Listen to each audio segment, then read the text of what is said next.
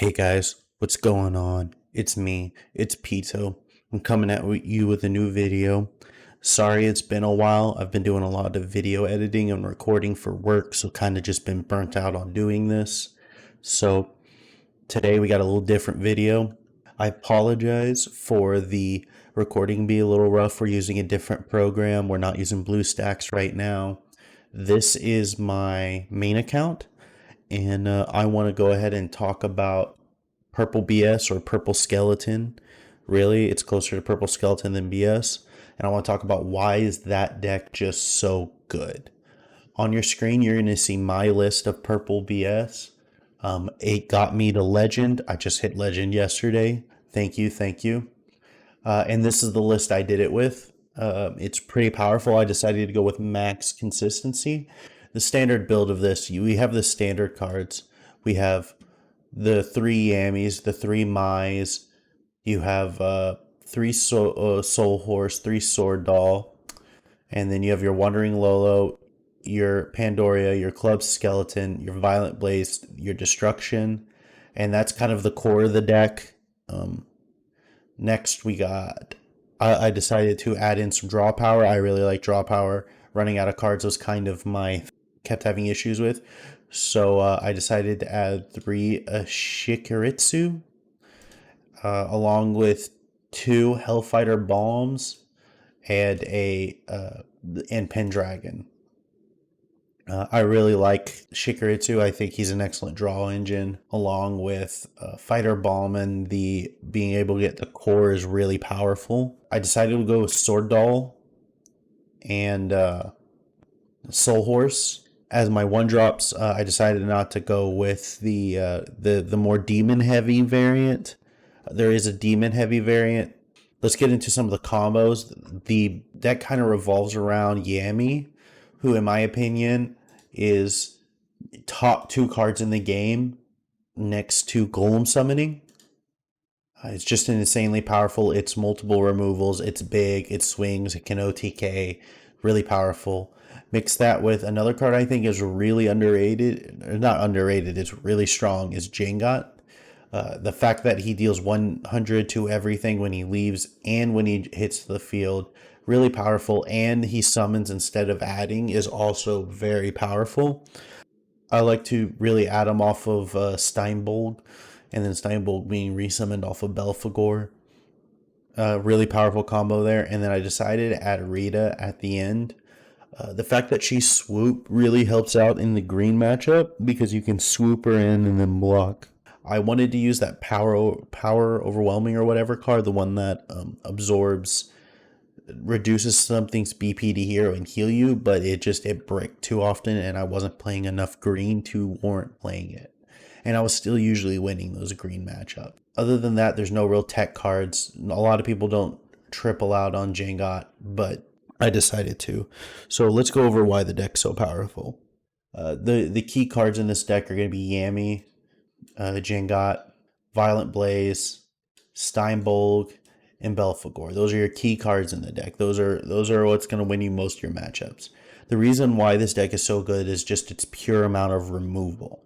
So Yami has 3 forms of removal. Well, 2, but you're going to get it a lot. You're going to get his on summon removal. You're going to get his attack pop removal on top of the fact that he gets really, really, really big. I think if they got rid of the buffing effect of him, he would still be an insanely powerful card. On top of that, you have the removal of Pendragon. You have the removal of level 3 Mai, because he can reduce BP as well as he can make your opponent discard.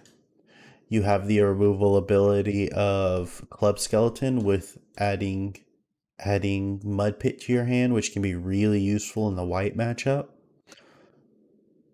and the red matchup. And then Violent Blaze removal, and it adds a purple card whenever you have Yami on the field. Changot's also has very powerful removal. Destruction, more removal.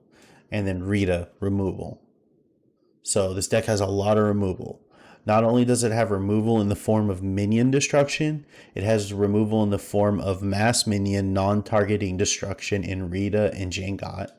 It has targeting minion destruction in Yami, and it has spell targeting destruction in the form of Violet Blaze destruction and Mud Pit. So as long as the card doesn't say cannot be destroyed by your opponent's effects, this deck can definitely deal with it. That's why white kind of counters this deck pretty hard, is because it has the ability to buff its minions to not be destroyed. Luckily, the AI doesn't really use that card a lot, so you can usually play around it. But those are the main version of the deck. It has some good draw power just off of Shikuritsu, and then if you decide to play Pendragon, that's another draw card, as well as constantly adding and refilling your hand with clubs like Club Skeleton, Steinbolg, and then the base minions. They constantly refill your hand. Another version of this deck a lot of people like to play is they like to play a more demon heavy variant. It's a lot better in the purple matchup. So what they'll do is they might play, a Lillian, just because she's an invoker, and this deck really, like the demon variant really does much better on the invoker. So instead of playing Soul Horse, they'll play Spectre of the Bride. So I'm just gonna build that version out. They'll play like Spectre of the Bride instead of Soul Horse because she can help fill your graveyard. And then instead of playing they'll come in here and play, where is he? Sometimes they'll play this card. I think this is a really powerful card. Merchant of Mysteries, because it's a little bit more aggro. They might drop that for Merchant of Mysteries because it is a demon and it can do a lot of damage really quickly. And then they'll come in here and they won't play stuff like Club Skeleton. Instead, they'll play like Dawn the Usher with another card. Where is he? Petite Diablo or whatever. So they'll throw in like 2 of her and then drop like Jangot, and then they might drop like Watering Lolo because she's not as important anymore. This deck list is very, very tight, but the idea behind this one, they'll drop like this for the double Lillian.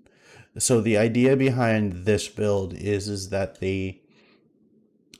you're gonna really gain value off of Shikuritsu to draw a bunch of demons. It really targets to put a Petite Diablo in the graveyard, so it could constantly revive it with Dawn the Usher and Steinbolg, since both Pete Diablo and Jangot revive itself whenever you add it to your hand. So this is a demon variant. In my opinion, it's not as good. I think it's a little less consistent, but I think it's better against the standard version of Purple BS.